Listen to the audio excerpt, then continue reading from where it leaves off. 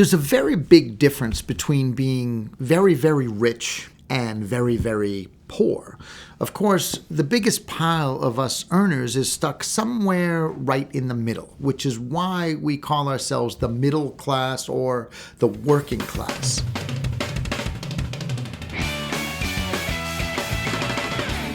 I'm randomly going to select 100 of you to receive your own gold-plated coin. I used to carry around a gold coin kind of similar to this one right here. Not to spend, but because it reminded me of wealth, and it was a symbol for me of what was to come and what I could achieve financially. As a thank you for your support, I want to give you a little piece of motivation to remind you of what you can achieve and the results that you can get in life. So, when this channel hits 500 subscribers, I'm randomly going to select 100 of you to receive your own gold-plated coin. These coins are real currency from around the world that have been plated in 100 mils of fine gold. Now, this might not make you rich, but it just might give you enough inspiration, as sometimes just holding a little bit of wealth in your hands can make you feel a certain way and drive you to go out and achieve the best results. My hope is that you not only achieve all of your financial goals, but also that you then take that knowledge and go out and pass it back to the world. All you have to do is hit that subscribe button, like this video, and you are automatically in the running. Currently, there are about 50% of people in the world that we call the middle class. That's kind of what statistics are showing. In the United States, we're saying 51% of us are stuck in that middle class. Why is this a big deal? Why is that 51% even important? The most important thing about that number right now is that it's down 10%. From the early 70s to about 2017, 18 or so, the middle class statistics came in at 61%. So we're actually down 10% just in the past few years. In less than 10 years, we've dropped 10% of people out of that middle class. Now, maybe this wouldn't be a big deal if we had dropped 10% and gone from 61 to 51, but that 10% had left us to, say, go to the 1%. Or even the 5%. I mean, 5% of the wealthiest people in the country hold about 50% of the value of it, of the worth. So where are they going? Well, they're going to the other side. 10% are leaving the middle class, meaning there's a lower middle class, but they're leaving to go to be lower than middle class or maybe even poor or broke. So why is that number such a big deal? 10%. Is 10% even a large number? Well, if you went to work tomorrow and your boss said, hey, listen, I'm going to have to cut your pay by 10%. Things aren't going so good and you can take it or leave it. You would not be happy with a 10% decrease. If you went to the supermarket and everything costs 10% more, that's like you losing another 10% of your income because things are costing that much more. You would not be happy. When we go to the gas pump and things are 10% higher and they've gone up overnight, everyone complains about it. 10%'s kind of a big number. So why would I even care? Why do I think that us going from 61% of people being in the middle class to 51% today is such a big deal? I think a little differently. You see, I'm someone, and maybe this is a rarity, but I'm someone who wants everyone to be well off. I want you to be well off. I think the world is in a better place and a better state if more people have enough money to pay their bills. Call me crazy. But I used to live on an island, and when you live on an island, it was a private island in Maine, and I loved it. It was 20 plus years of awesomeness. And when you live on an island, you sort of develop what I call island perspective. You start to see everything through the lens of living on an island. It's its own little cosmic universe, right? Like if I needed my trees trimmed around the house, they were getting a little bit too bushy, I might go 3 houses over and go talk to the arborist who lived there because I know he knows how to cut trees. When I needed my leaves raked, I might go a couple houses over and talk to the kids who lived there and say, hey, do you want to make make a few bucks and rake the leaves or help me put the dock in and out. So everyone kind of helps each other, and it ends up being this own little world when you live on an island. If you've never lived on an island, it's a pretty unique experience. There were people on the other side of the island in the summertime who would set up little stands, and they might sell things like books or fruit or vegetables or anything. It was pretty cool. And loved living on an island, but it does end up being its own little world. So let's just say, looking at this, island perspective, that you and I live on an island, and there's 100 people that we're gonna let live on the island. There's gonna be 100 of us. Would we want it to be structured like the regular world? Like there's only, 1% of the island is super wealthy, and 5% run everything else, and then there's a crushingly small middle class, and then everyone else is below that, is literally struggling, poor, and broke. What would happen in that economy? Just looking from the island. Well, there's going to be one person who has all the money, so everyone's fighting to work for them. What can they do? Can they wash their car? Can they park their boat? Can they clean their house? Can they sweep their driveway? And then you have the 5% who maybe owns all of the businesses, and everyone else from the middle class to the broke are fighting for those jobs, trying to work in their department stores and at their cleaners and at their convenience stores and at their gas stations. It's not a very great structure, and I would think that the mood on the island may also not be that great. Let's just say I set up the island and I said, hey, I want everyone to have a certain amount of wealth and luxury, meaning I want everyone to be well off. And it's okay that maybe there's going to be 10 or 15 or 20, super wealthy people. Great. I need someone to set up the businesses and own the yacht club. Right? Like someone has to build that. And that's okay that there are some people who have more money.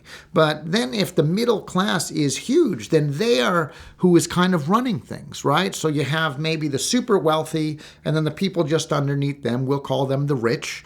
And then everyone else is well off. Everyone else is just okay. They can work if they want to work. They don't have to work. They have enough money where they could contribute to the businesses and they could do things. And maybe they own some of the businesses too. There's a trickle-down effect that maybe some of the middle class own a lot of the businesses. That would just be a healthier island, both economically, physically, and mentally. I think everyone would just be like, wow, I can't wait till the property opens up here because I want to live on that island, because it seems like a prosperous world to live in. So not everybody thinks like this. I just think that if everyone is at least well off and can comfortably live and pay their bills, you're going to be happier and you're going to be a little bit more stress-free. Why are we stuck in this middle class? What keeps us on this carousel of mediocrity, and sometimes now, looking at the statistics, even falling off the ride and ending up in the poor or broke or struggling category? Like you were middle class, but obviously there's a whole section of people dropping off very quickly with the way things are working today. So we can blame society. We could say it's inflation. We could say gas prices are too high. We could say interest rates have gone crazy. There's all these things that we could blame, but is it really our actions that are keeping us on this carousel of middle class? I believe it's a little bit of both, but it's more our actions, because whatever happens in the world, we could still choose to participate, or we can choose to not participate and do the thing that's better for our income and our money. Right now, there is a certain amount of us that are led in a certain direction, and that causes us to either stay at mediocrity or even be kicked off the ride. So what are we doing? What are some of the things the middle class specifically does? There's about 6 or 7 things that we do that you may not even realize, but it is middle class derived that we even do these things. The first thing the middle class do is over 5% of us currently are taking payday loans. I know times are tough, but payday loans are one of the most predatory type of loan that you can get. You should almost do anything else you can to stay away from payday loans. Once you get on that ride, statistics show that most people just tend to roll it over. They got the loan and they used it, and now they couldn't pay their bills, which is why they got the loan to begin with. But then they have to roll that over and get another loan because they have to not only pay that back, but they still have bills coming in. So it ends up being this endless cycle of debt that snowballs and ends up being a much, much bigger problem. I can't tell you how against payday loans I am, but hopefully you're getting the message. The second thing we do, and this is a very middle class thing, is we loan money. We play big man on campus. A friend or family member comes to us and we feel like we're doing okay. I mean, we're paying our bills. We're not getting super ahead, but they came to us meaning, hey, maybe we're the one in a little bit of better position or a position of power, or they see us as doing financially better. So what do? We loan money to friends and family. Now, there's an old saying that says the quickest way to lose a friend or outcast a family member is to loan them money. There's an interesting movie called A Bronx Tale, and there's this awesome scene in there, and I love it, in which this young kid, a teenager, is being mentored by this older gangster, and the gangster's kind of teaching him the ways of the world. In one scene, they're walking down the street together, and the young kid, the teenager, sees one of his buddies, another teenager. The second they make eye contact, the friend just bolts. The young kid starts yelling at him like, hey, you deadbeat, what's going on? Where's my money? Where's my money? The older gangster says to him, like, what are you doing? You're making a scene. Like, what's going on? And the kid says, that guy's a deadbeat. He owes me $20 for, 3 weeks now, and he's dodging me. Every time he even sees me, he just bolts, And the old timer says, well, do you like this kid? And he goes, no, he's not even a good friend. I don't even really like the kid. And he goes, well, there's your answer right there. It cost you $20. You loaned him $20. So it cost you $20 to get this kid out of your life for good. It cost you $20 to get rid of him, right? He's never going to bother you again. He's never going to ask you for money again. He's out of your life for $20. You got off cheap. Forget it. But it's an interesting lesson because we loan money, and what happens most of the time is you don't get it back anyway. You loan it to friends, and they really struggle to pay it back. You know what I mean? I've seen people, they loan out $1,000, but when it comes back, it doesn't come back $1,000. It comes back $10 here and $20 there and $50 there. You feel like you never get the money back. Maybe some of you have experienced that. And with the family member, it's even worse because you want to help them out. They're your family. Then all of a sudden, Thanksgiving comes around, or Easter Sunday or whatever, and you happen to see them and you haven't seen them in a while. You're not going to talk about the money, but it's the only thing on your mind. And their mind too, because they feel terrible because they borrowed the money and they want to pay you back. If you are in a position to loan money to friends or family, then don't loan it. Just give it. If you're in a position to just give it, then just give it. And if you aren't in a position where you can't afford to give it, then don't loan it. That's the rule right there. That tells you right there what to do. And this is a very middle class thing to do. We loan money. Another thing that we do is we spend money on credit cards. A lot of times, if you're super broke or super poor, you may not qualify for a credit card. You may not have credit cards, or you couldn't get one. But the middle class get credit cards all the time, and they abuse this. Over 50% of people are using credit cards in the middle class, over half. And they have limits, and they're carrying high limits on this, which means you're paying high interest. Credit cards, once again, are very predatory, and it keeps you in a cycle of debt. So if you can get away from using credit cards, get away from it. It means if you're paying bills on credit cards, it means you don't have the money to begin with. So you're not using the rule of 5. The other thing we do is subscriptions, and this kind of falls into that same category. It's not as bad as credit cards, but you're signing up for something that you're not always using. 80% of us have subscriptions currently, and 42% say that they have forgotten about half of the subscriptions they have. They're constantly signing up for things they forgot at what subscriptions they even have. The other thing is that 29% don't use them. So we sign up once because we think that this is something we're going to use and this will be cool, or maybe you have to subscribe just to use it the one time, and then we don't end up using it at all. 29% of us are saying that's exactly what is going on. We're not using the subscription. So whatever that cost is, you are wasting it. What are we spending subscription money on? I don't know. Video streaming, retail, food, gaming, AI, book of the month club, coffee of the month club. I mean, everything today seems to be set up on a subscription to take your money. which is basically just legal stealing. Half of the time we don't use the product more than once or twice or 3 times, and then the rest of the time we forget about it. Almost half of the people have forgotten about these subscriptions. So this is a big waste. If you have them in your life, I suggest that you get a handle, find out what subscriptions are being deducted from your account, and cancel. The other thing that the middle class do is we buy warranties and we get into long-term contracts. See, I don't think I can go to a store and buy a DVD without them offering me the warranty. Oh, do you want the warranty on that? It's like, it's $6. No, I don't want the warranty. If it happens to fail, I'm going to just toss it out. But I don't know, DVDs don't fail much unless you scratch it or ruin it. So I don't need a warranty on that DVD, but everything is also a long-term contract, right? Sometimes when you buy things, they want you to get into a contract just because you're buying the product. But I don't get into contracts on anything. If you want to service my pool, service my pool. If I'm unhappy with the service, I'm getting someone else. I'm not signing a contract.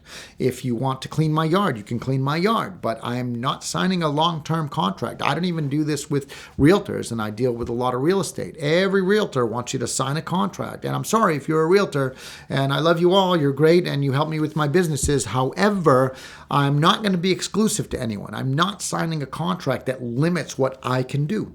Ever. That's what long-term contracts do. It is literally just a limit that says you have to use that, them, their service. And the second they slide that to me, we're not doing business. If I have to sign a contract that's a long-term contract, we're just not doing it. I still have to keep my options open. It's my life. These are my businesses, and ultimately it's my money. And finally, another thing we do as middle classers is we do this thing called picking up the tab.